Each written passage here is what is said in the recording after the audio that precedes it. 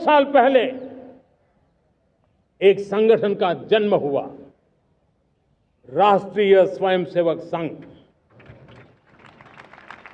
100 साल की राष्ट्र की सेवा एक बहुत ही गौरवपूर्ण स्वर्णिम पृष्ठ है। व्यक्ति निर्माण से राष्ट्र निर्माण के संकल्प को लेकर के 100 साल तक मां भारती का कल्याण का लक्ष्य लेकर के लक्षावधि स्वयंसेवकों ने भारतातील अतिरेकी संघटन RSSचं उल्लेख आज पंतप्रधान मोदीजींनी लाल किल्ल्यावरून केला। त्यांनी सांगितलं की भारताच्या निर्मितीमध्ये RSSचा खूप मोठा वाटा आहे।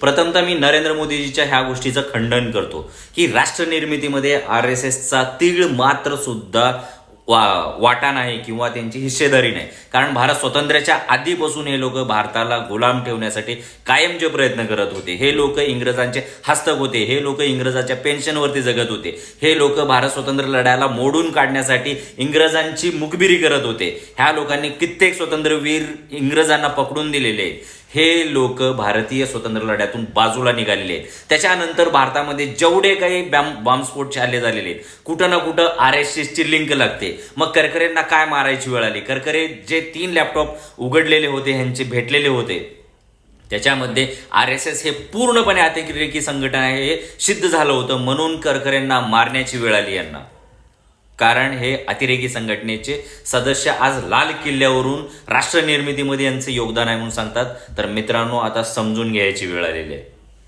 RSSचा भारतीय जडणघडणीमध्ये किंवा आजपर्यंत तीळ मात्र वाटा नाही। फक्त आणि फक्त भारत देशाला तोडण्यासाठी यांचा सिंहाचा वाटा राहिलेला आहे, हे आपण मान्यच केलं पाहिजे।